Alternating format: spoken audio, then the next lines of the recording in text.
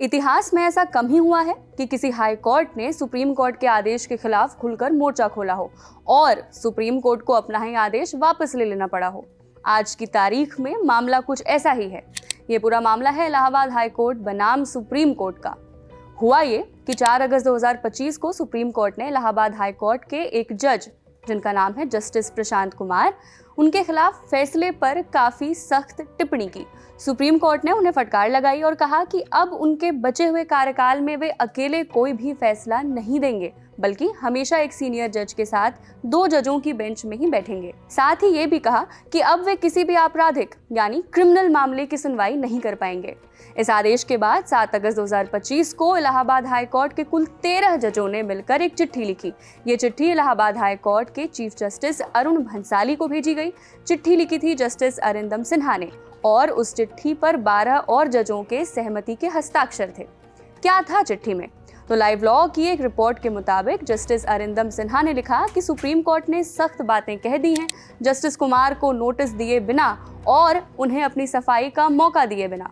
उन्होंने chief justice से आग्रह किया कि हाई कोर्ट की फुल कोर्ट मतलब सभी जजों की बैठक बुलाई जाए ताकि सुप्रीम कोर्ट के 4 अगस्त वाले आदेश के उन हिस्सों को लागू न करने पर विचार किया जा सके जिनमें जस्टिस प्रशांत कुमार का क्रिमिनल रोस्टर उनके रिटायरमेंट तक हटा दिया गया है।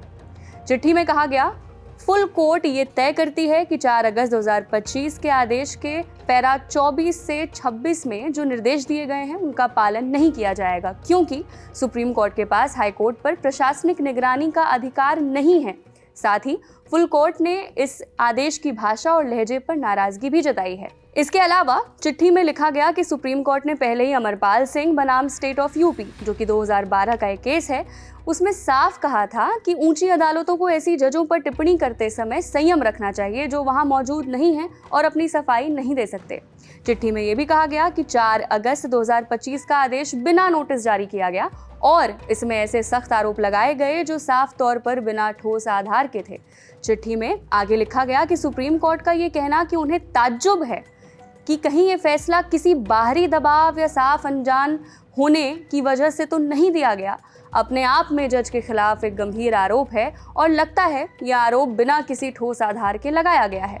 ध्यान देने वाली बात यह है कि सुप्रीम कोर्ट के इस आदेश की आलोचना भी हुई थी, ये कहते हुए कि ये अपनी शक्तियों का दायरा लांघना है और हाई कोर्ट के चीफ जस्टिस के रोस्टर तय करने के अधिकार में दखल है। फैसला क्या था जिस पर विवाद हुआ? तो लाइव लॉ की रिपोर्ट के मुताबिक जिस फैसले की वजह से सुप्रीम कोर्ट ने इलाहाबाद हाई कोर्ट के जस्टिस प्रशांत कुमार को फटकार लगाई, वो असल में 2 कंपनियों के आपसी धोखाधड़ी का मामला था। एक कंपनी ने दूसरी कंपनी का कॉन्ट्रैक्ट तोड़ दिया और जितने पैसों की डील थी उसका पूरा भुगतान नहीं किया। सुप्रीम कोर्ट को आपत्ति इस बात पर हुई कि जस्टिस प्रशांत कुमार ने इस आसान से सिविल केस को क्रिमिनल केस की तरह क्यों निपटा दिया। सुप्रीम कोर्ट के हिसाब से ये उनकी तरफ से बड़ी गलती थी। जब इलाहाबाद हाई कोर्ट के 13 जजों की चिट्ठी हाई कोर्ट के चीफ जस्टिस को मिली तो उन्होंने सुप्रीम कोर्ट तक पहुंचा दिया। इसके बाद सुप्रीम कोर्ट ने अपना आदेश वापस ले लिया। खुद भारत के मुख्य न्यायाधीश ने जस्टिस पारदीवाला और जस्टिस आर महादेवन से कहा कि वे अपने दिए हुए आदेश पर फिर से विचार करें। दोनों जजों ने ऐसा ही किया और कहा कि भले ही उनके हिसाब से जस्टिस प्रशांत कुमार के फैसले में कई बड़ी कमियां हैं, फिर भी वे उन्हें एक मौका देना चाहते हैं। साथ ही मामले की जांच करने का अधिकार इलाहाबाद हाई कोर्ट के चीफ जस्टिस को ही सौंपते हैं।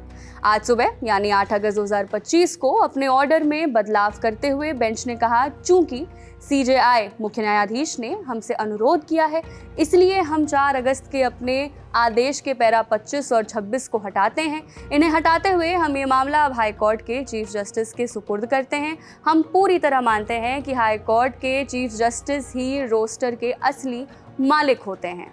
इस खबर में फिलहाल इतना ही। मैं हूं कनुप्रिया, देखते रहिए द ललन टॉप। शुक्रिया।